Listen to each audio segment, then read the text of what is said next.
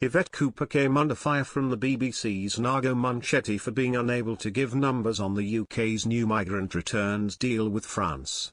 The Home Secretary was asked during a grilling on BBC Breakfast how many small boat arrivals would be sent back to France as part of the pilot scheme.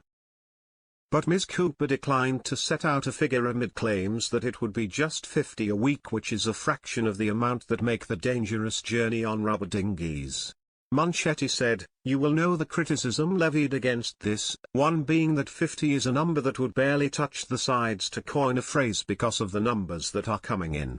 So it's a pilot scheme. How long, and then if deemed successful, what does that number 50 change to?" The Home Secretary replied, "We're actually not fixing numbers, either for the pilot or the first phase or later phases of it. We will learn and develop this as we go, and it's important that we do so."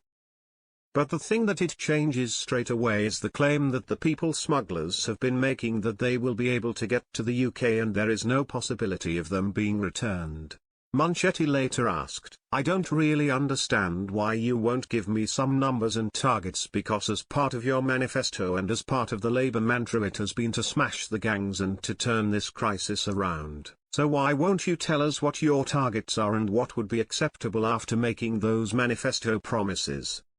Ms. Cooper said, "It's true that we are taking a very different approach to the way that the Conservatives did this.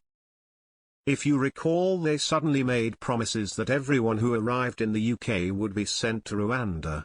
2 years after they made those promises, just 4 people had been sent. That is a chaotic way to do things. It comes after Sir Keir Starmer unveiled plans for the new one-in, one-out agreement at a joint press conference with French President Emmanuel Macron yesterday. The Prime Minister described the pact as groundbreaking and insisted it would help finally turn the tables on the migrant crisis in the English Channel. But reports have suggested just 50 migrants a week will be returned, compared to the 21,117 who have arrived via the perilous route so far this year.